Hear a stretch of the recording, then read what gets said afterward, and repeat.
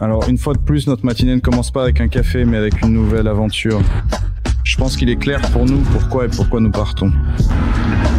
Quelques outils, la voiture de travail, Sania, moi, voilà, bref. On part pour 150 km.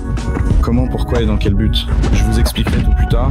Comme vous l'avez compris, c'est notre nouveau projet que nous avons décidé d'aborder avec une approche complètement différente. Ces 2 dernières années, beaucoup de commentaires disaient que vous en aviez assez d'attendre la Volgati et la Buanca. Tout cela est devenu un feuilleton, là-dessus je suis d'accord avec vous. Et il nous est venu l'idée d'agir autrement. D'abord réaliser le projet, puis commencer à publier les épisodes. C'est exactement ce que nous avons fait. Après l'annonce de ce projet dans notre groupe Telegram, il y a eu énormément de critiques. Oui, je suis d'accord que c'est un concept très controversé et c'est justement pour cela que nous l'avons choisi. Je pense que c'est un vilain petit canard. On peut l'aimer ou le détester, mais il est impossible de rester indifférent. Et qu'est-ce qu'il faut de plus ? D'ailleurs, j'ai rassemblé tous les commentaires les plus piquants et j'ai demandé à Artem, c'est l'auteur du projet, ce qu'il en pensait. Et voici encore un commentaire vexant. Quel est le goût de celui qui a fait ça ? Je suis d'accord. À ce moment-là, les gars avaient déjà parcouru plus de 100 km et étaient enfin arrivés chez le vendeur d'honneur de la voiture. Le réservoir était bien là, vraiment. Bon, le réservoir est en place. Tout est raccordé pour le réservoir. Je ne sais pas insérer. Oh là là! Alors, on la démarre? Oui, on la démarre. J'apporte la batterie. La caisse, c'est du feu. Pour l'instant, on comprend pas trop ce qu'il y a ici. Pour les chevaux, un abri. Un abri? Bon, la voiture fonctionnait. Hein. Après 5 minutes d'inspection, il est devenu clair que la voiture n'était finalement pas en feu. Une personne peut entrer. Combien de personnes? Autant que tu peux t'asseoir, autant de personnes peuvent entrer. Bref, il y a des millions de questions sur la caisse. Je sais pas si vous voyez ou pas. La plaque est comme ça, tout est crade. Tout est vraiment au maximum pas terrible.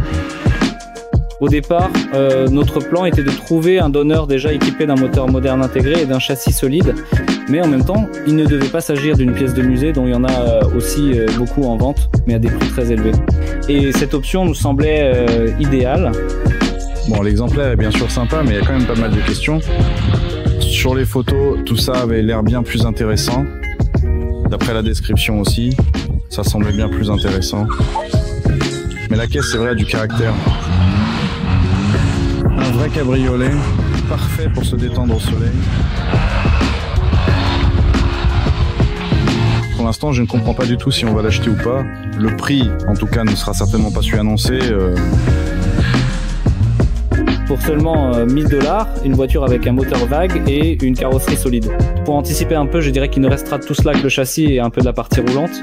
Mais nous avons déjà fait un long chemin et il n'y avait pas vraiment d'autres offres sur le marché. C'est pourquoi les gars chargent le Luaz sur la remorque et nous allons faire connaissance avec l'auteur de ce design. Timur, salut! Salut. Je pense que tout le monde est curieux de savoir ce que tu fais au Japon.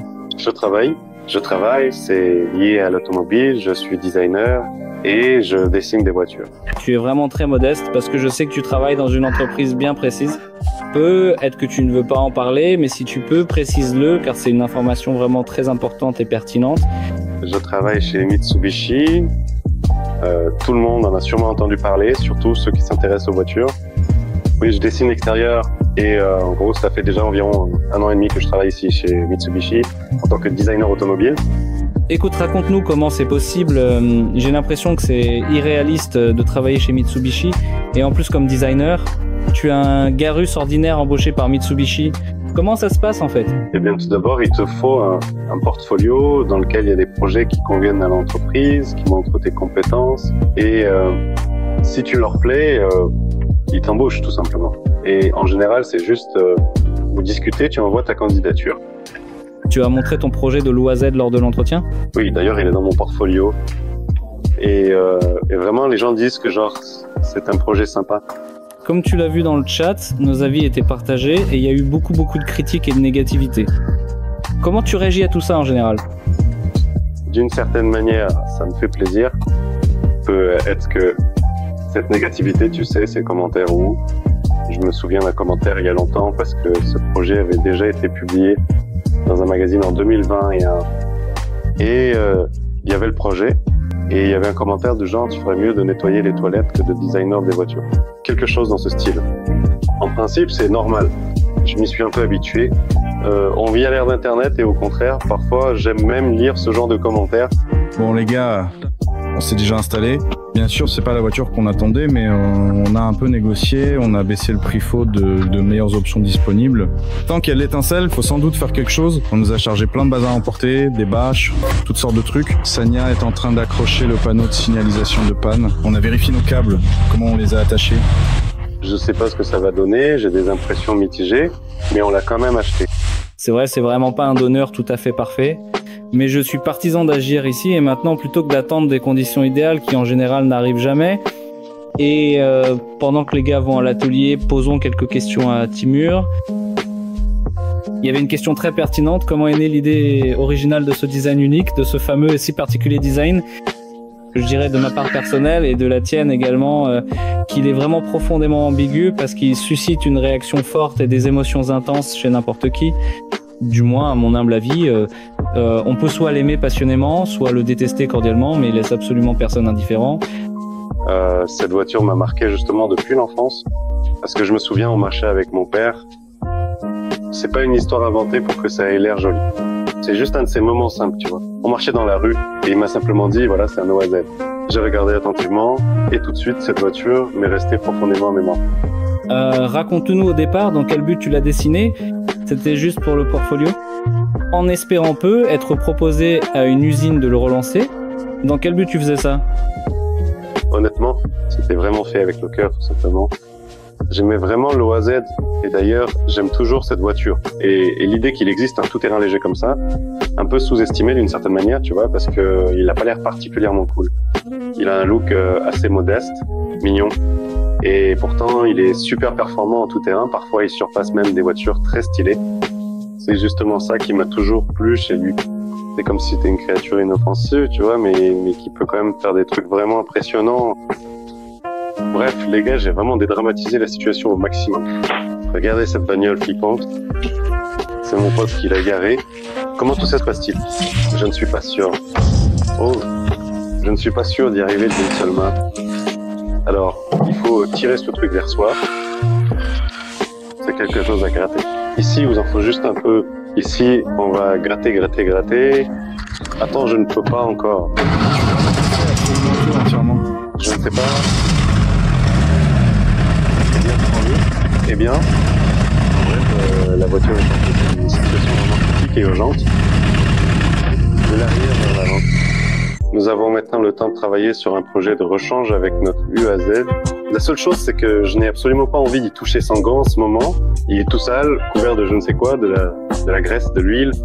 Tout est sale comme ça, c'est vraiment dégoûtant, vraiment répugnant. D'abord, installer la batterie, la remettre en marche, la garer à l'arrière de notre atelier, la laver, la souffler, ramasser les déchets, la ferraille, jeter le superflu pour évaluer l'état de la voiture. Donc on met la batterie, on essaie de la démarrer et on la déplace de l'autre côté.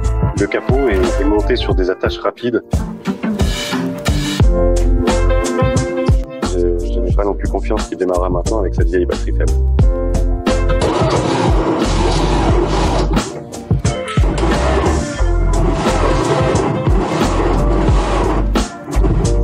La batterie est très faible actuellement.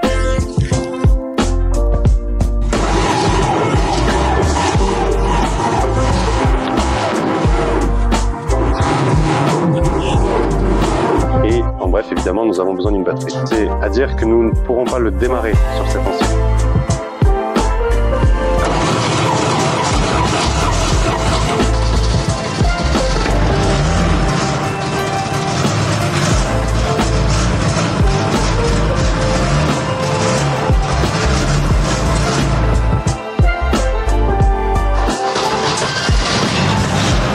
Chignon, simple, presque. avons une boîte à miroir, nous avons la première sur nous. Aïe aïe.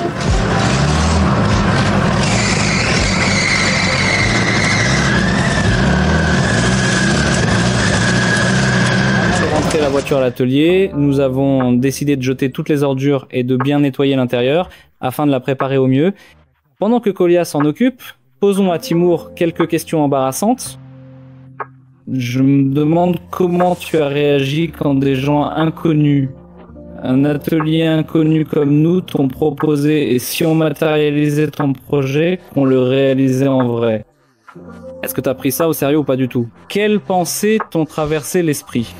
Évidemment, la première chose que j'ai faite, c'est de vérifier qui sont ces gars, quel projet. Et la première pensée, oui, bien sûr, c'est génial parce que, pour être honnête, j'avais pensé que parce que l'Oural, c'est vraiment mon projet préféré et j'avais vraiment envie de le voir réalisé. J'ai même pensé à essayer de le faire moi-même. Je n'invente pas ça sur le moment. J'ai vraiment pensé, voilà. Mais tu sais, quand tu penses à la réalité concrète et à la façon de concrétiser cela, eh bien, c'est pratiquement impossible, en tout cas de mon côté pour le moment actuel. C'est difficile, oui. C'est pourquoi j'avais vraiment et sincèrement envie que ça se réalise pleinement et concrètement. Et c'est pour cette raison précise que j'ai proposé aussi, de mon côté, d'apporter mon aide autant que possible, avec tout mon soutien et mon engagement. Parce que... Oui, il faut le souligner, en effet, que Timur a fourni beaucoup d'efforts, il nous a donné des dimensions précises qui n'existaient pas. Il a même complété la grille de mesure. C'est d'après celle-ci que nous avons soudé la structure, donc il y a eu un travail supplémentaire énorme qui a été accompli. Quand je fais défiler mon fil sur Pinterest, je suis tombé dessus et j'ai tout de suite été captivé. Il est à la fois simple, beau, laid, anguleux et je ne sais pas, il m'a tout de suite accroché. Je me suis dit, il faut que je le garde. Ensuite, nous avons commencé à réaliser des projets automobiles sur la chaîne. Nous avons acquis d'expérience et j'ai pensé à ce projet. Puis, quand nous avons eu une fenêtre de libre et un peu de temps, c'est vraiment la première chose à laquelle nous sommes revenus. Je t'ai contacté et après, l'histoire est déjà connue de tous. À ce moment-là, nous espérions encore nous en sortir à moindre frais et nous avions prévu de remettre en état ce qui existait déjà. Nous l'avons amené dans l'atelier. Maintenant, nous allons diagnostiquer les défauts, ne serait-ce que pour le rendre sûr à conduire.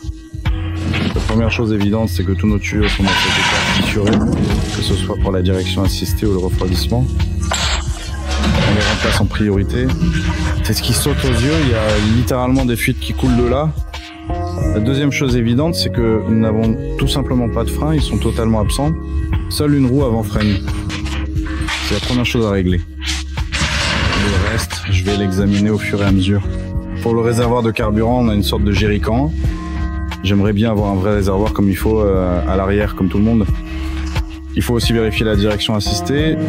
Je me suis bien remplacé tous ces tuyaux, un par un, avec une attention particulière. Et au fur et à mesure que je progressais, il est devenu de plus en plus clair que la courroie qui va à la direction assistée sifflait beaucoup. Ce sifflement était assez prononcé et indiquait un problème. En y regardant de plus près, j'ai pu constater qu'elle est vraiment pas du tout alignée avec les autres courroies. Je sais pas si ça se voit clairement, mais elle est vraiment très mal alignée, ce qui est probablement la cause de ce bruit. Pour ajuster la pompe de direction assistée, il y a un support soudé là-bas. Les gars ont probablement essayé de bricoler, il y a des petites rondelles, des écrous, des trucs comme ça. Tout est fait de façon vraiment très médiocre. On va essayer de trouver une solution au moins pour le fixer temporairement. Voilà à quoi ça ressemble vu d'en bas. Ici, il y a une petite plaque, une sorte de renfort ou d'entretoise. Il y a des bricolages ici et là. L'oreille du bloc est fissurée, il y a une fissure sur le dessus. Les courroies ne sont pas alignées, elles sont carrément sur des plans différents, vraiment. Oui, là on voit bien que la courroie passe comme ça. Pour fixer la pompe de direction assistée, j'ai fabriqué ces petits gabarits en papier à partir du carton de la pompe elle-même. Et j'ai trouvé 3 trous sur le moteur où l'on peut se fixer. C'est la petite équerre. Et j'ai tout de suite fabriqué la pièce en métal. Le métal fait 5 mm.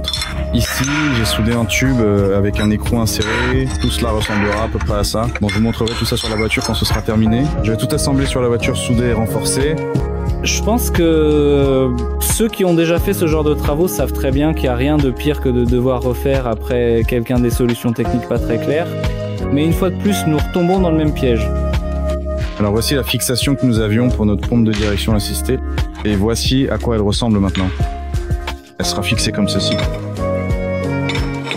Ici, la pompe elle-même se trouve de ce côté et elle est réglable ici.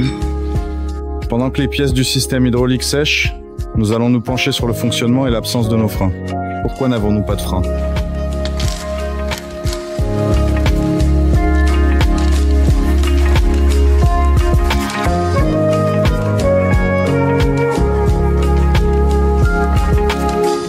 Ici, pour une raison quelconque, le moyeu bouge carrément. Alors, apparemment, ça ne devrait pas bouger autant que ça.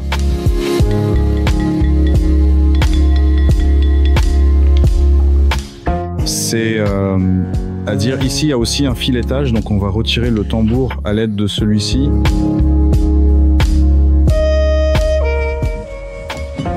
Mais tout s'est avéré très simple en réalité.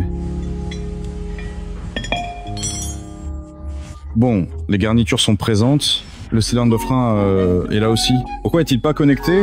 Il semble que quelque chose ne soit pas correctement branché ou raccordé. Tout est un peu faiblement tendu, on dirait comme si les éléments n'étaient pas suffisamment serrés ou fixés. D'habitude, c'est très difficile à démonter. Souvent ici, tout est vraiment bien ancré et résistant. Là, on voit déjà clairement les rivets sur les garnitures, ce qui est une observation importante pour comprendre la structure et l'assemblage de cette pièce. Probablement que les plaquettes aussi vont devoir être remplacées.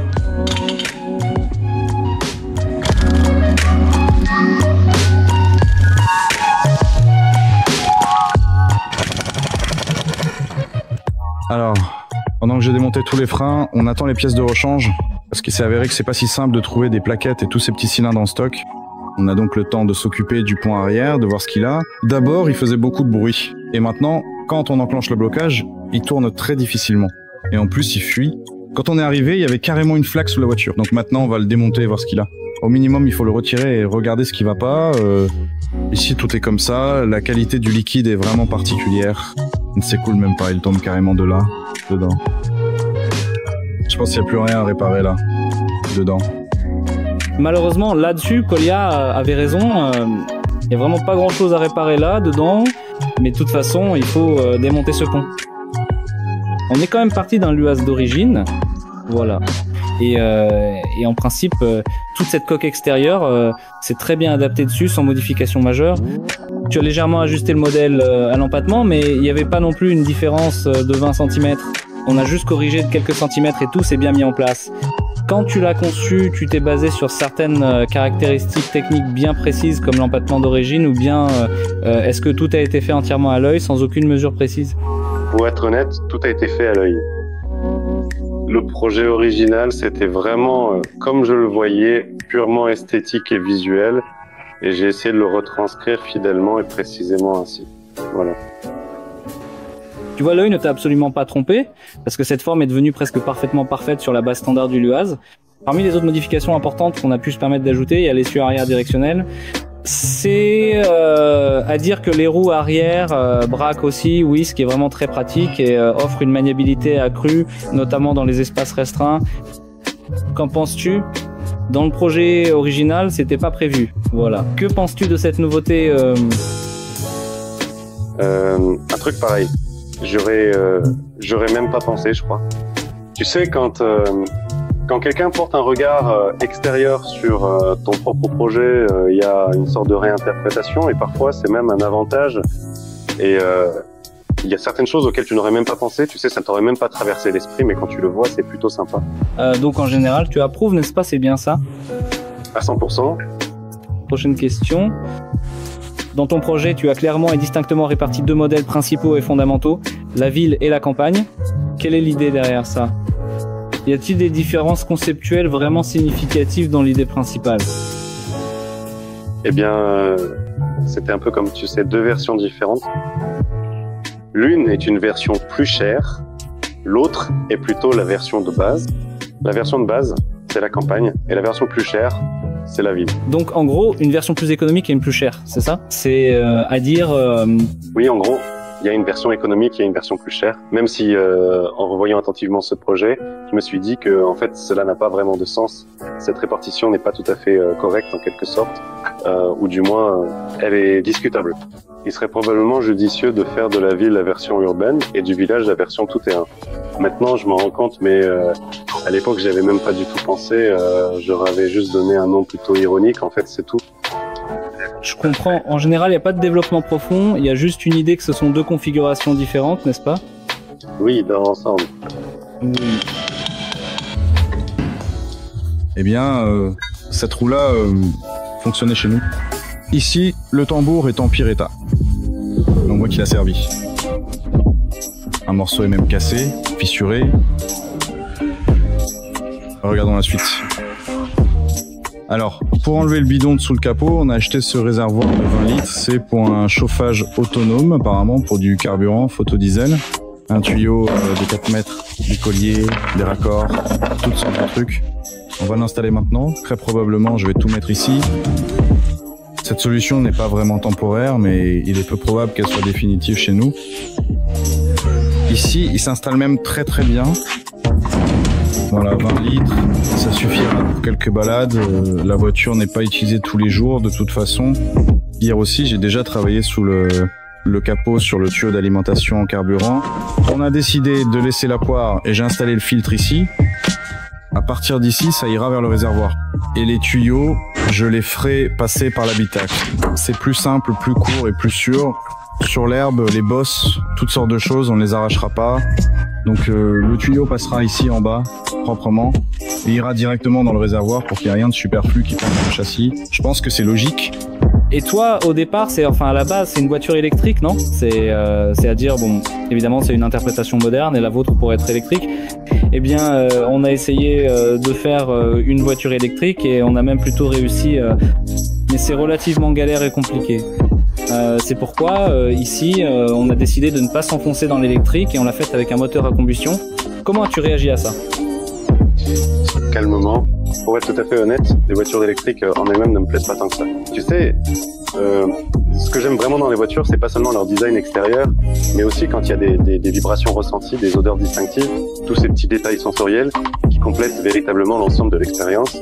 Et les électriques, elles semblent souvent manquer de cette âme, de cette personnalité. Eh bien, plus sans âme. Oui, oui, tout à fait. On l'a dit en même temps. Oui, moi non plus, je suis pas fan des électriques. Donc là, tout est cohérent. On l'a fait avec un moteur thermique et on va sûrement l'utiliser activement. Voilà comment on a installé le réservoir. Il y a de l'espace partout, rien ne frotte nulle part. Le raccord sort ici, il ne gêne rien. Il y aura un tuyau, il passera par ici. Là, il y avait un trou spécialement pour le tuyau. On va encore mettre un petit joint en caoutchouc. Et sous le capot, ça ressemble à ça.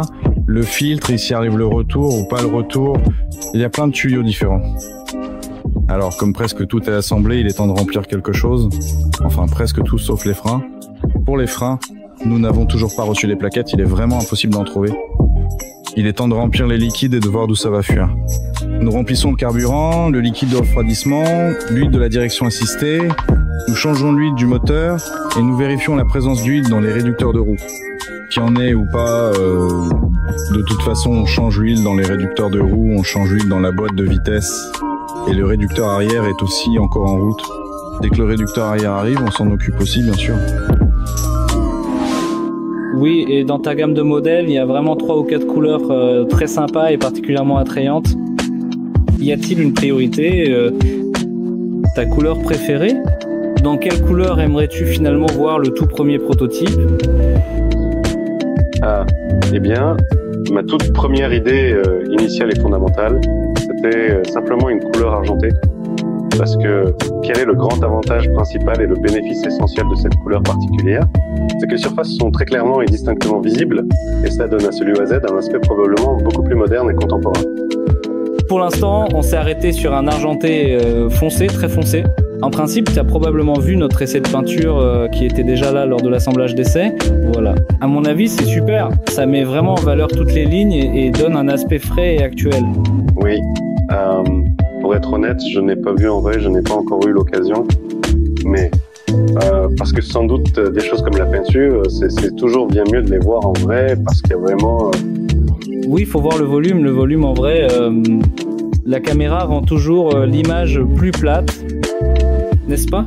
Bon, alors pour finir, parcourons attentivement tous les commentaires et avis que les gens ont écrits.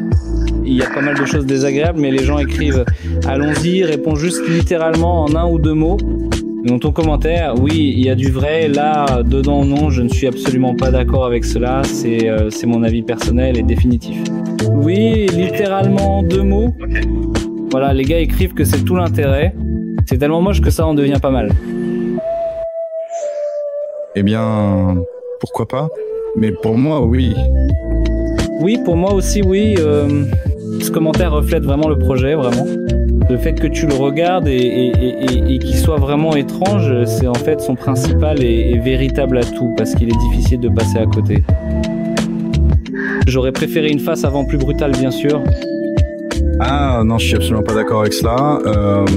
Moi, je trouve justement que le Luaz est vraiment très mignon en soi, et donc il est tout à fait charmant et adorable. Là, oui, je pense aussi que c'est justement sa principale particularité. Tu le regardes et tu as envie de le serrer dans tes bras, n'est-ce pas? Oui, c'est exactement ça. Ornithorynque. Pourquoi pas? Au fait, ça va peut être le prochain projet de l'UAS. Si je le fais, je l'appellerai comme ça. Manger vert. Cette couleur vert Porsche, à quoi ressemble-t-elle? Ah, le British Racing Green, tu vois? Exactement la même. Bref, ici on a des gouttes, l'huile s'écoule dans 2 seaux, il y a 3 bouchons de vidange, les bouchons ressemblent à ça. Voilà à quoi ils ressemblent. On va probablement devoir verser de l'huile maintenant, puis la changer à nouveau, ce sera comme un rinçage. À ce stade, nous avions prévu de remettre en ordre tous les éléments techniques, d'entretenir la voiture et de ne plus toucher à la partie technique pour nous concentrer sur l'extérieur. Mais comme on le sait, l'appétit vient en mangeant. Je vais vous dire tout de suite que notre appétit s'est vraiment bien développé. Le colis le plus cher de cette série est finalement arrivé. Pour cette voiture, pour l'instant, c'est la chose la plus chère que nous ayons achetée. Mais j'espère que ça en vaut la peine. Un soufflet, et voici le coupable de la fête. Un nouveau différentiel arrière pour l'Oise. Il est, à première vue, plus vieux que moi. Parce qu'en trouver un neuf, c'est vraiment, à mon avis, une grande chance. D'autant plus que le prix était plus élevé que les autres sur le marché. Mais nous avons décidé d'en prendre un neuf, car la plupart des occasions sont probablement dans un état à peine meilleur que le nôtre. Même avec les protections. Voilà à quoi tout cela ressemble. Il y avait aussi souvent cette pensée qui me traversait l'esprit, c'est à ça que devrait ressembler un 4x4 conçu par Léopold. Et en général, il y a beaucoup d'associations avec la voiture du chat Léopold, et quelqu'un a même envoyé une capture d'écran. Tu te souviens de cette voiture dans le dessin animé ? Oui, c'est ce magnifique coupé rouge, tu sais, avec ses proportions très exagérées et presque caricaturales, comme dans un dessin animé. D'ailleurs, moi j'aime beaucoup ce coupé du chat Léopold, qui est vraiment très stylé et unique en son genre. On écrit aussi à propos des feux arrière d'ailleurs. Il y a 1 ou 2 commentaires disant que les feux arrière ne sont pas pratiques, qu'ils vont s'abîmer sur les côtés à cause du sable. Oui, tu peux partager ton avis ou ton idée à propos de ces feux. Sur le rendu, ils se cachent et sortent. Donc, quelle est l'idée ici ? L'idée, c'était que quand tu pars en off-road, tu n'as pas vraiment besoin des phares, des feux arrière. Des feux arrière. En fait, là-bas, tu n'en as pas vraiment besoin. Oui, c'est comme ça que je l'ai compris, en fait. Et puis, tu sais comment on veut le réaliser. Donc, c'est un peu différent. Et là, il y aura même, je pense, un peu plus de logique. C'est-à-dire qu'ils ne vont pas simplement s'écarter, mais ils vont aussi se replier comme ça. Mais malgré tout, une certaine fonctionnalité sera conservée. Donc ce bord extérieur, comme avec la pantoufle, fonctionnera de la même manière. C'est pourquoi, à mon avis, cette réalisation ajoute encore plus de logique. Oui, je suis tout à fait d'accord avec cela, parce que même en tout terrain, tu as absolument besoin de ces feux stop, parce que pour la voiture qui te suit derrière, ce ne serait vraiment pas terrible du tout. Oui, et puis il y a aussi ce commentaire un peu vexant. Qu'en est-il du goût de celui qui a fait ça ? Je suis d'accord. Comme je l'ai déjà dit, mes goûts Maichi sont assez particuliers. Et voilà, c'est le résultat de mes goûts personnels. Donc, il n'y a rien de vexant, en réalité. Bon, ok, c'est cool que tu le prennes comme ça. Voilà. Encore une fois, certains écrivent que c'est notre réponse à Elon Musk et au Cybertruck. Eh bien, c'est une réponse avec un peu d'ironie, oui. C'est-à-dire que notre vision peut tout à fait exister. Oui, je pense même que c'est encore bien mieux. Écoute, À ton avis, est-ce qu'il y a une réelle chance que Musk le remarque, puisque c'est déjà presque une voiture existante et fonctionnelle? Voilà, on va peut-être le taguer quelque part. Qu'est-ce que tu penses, comment il réagirait s'il voyait un tel post sur Insta? C'est difficile à dire, je ne le connais pas personnellement, mais je pense qu'il likerait. Eh ben selon moi, on veut absolument le présenter pour le public YouTube anglophone comme un mini Cybertruck. Donc c'est une version plus petite, c'est bien cela. Et d'ailleurs, qu'est-ce que tu penses de cette idée?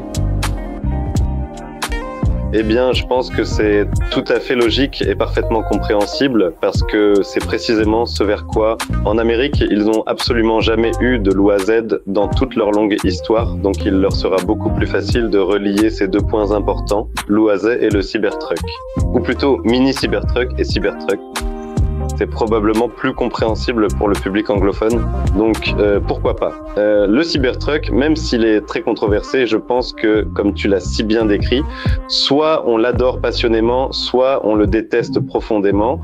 Je fais probablement partie de ceux qui l'aiment vraiment, parce que pour moi, voir une voiture ordinaire, c'est tout simplement ennuyeux et sans intérêt. Et quand il y a quelque chose qui casse vraiment toutes les règles établies du jeu, pour moi, c'est super intéressant et captivant. Et c'est pourquoi Cybertruck. Bref, on aime vraiment, non? Genre, oui, aimez et abonnez-vous. Oui, et dans la finale, ils écrivent aussi que nous avons une opportunité. Ils écrivent littéralement « S'ils font ça, cela fera sortir la Fiat Multipla de la première place en matière de laideur. » Écoute, au moins, c'est une sorte d'appel. Vous savez, la première place, ce n'est déjà pas mal du tout, c'est même plutôt bien. Oui. Pour être honnête, il n'y a rien de mal à cela. Chacun a ses propres goûts. Au fait, j'aime aussi Multipla. Pour être honnête, j'ai des goûts assez spécifiques, donc pour moi c'est probablement aussi un compliment dans une certaine mesure.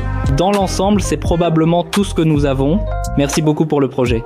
Le fait qu'il ait eu confiance en général dans sa mise en œuvre, il ne l'a pas refusé. Eh bien pour moi aussi, il était fondamentalement important d'obtenir votre approbation. C'est pour ça que je vous remercie. Nous continuerons à travailler. Super, merci. Moi je ne sais pas, je suis juste super heureuse. Je ne sais même pas vraiment quoi dire, honnêtement. C'est vraiment super.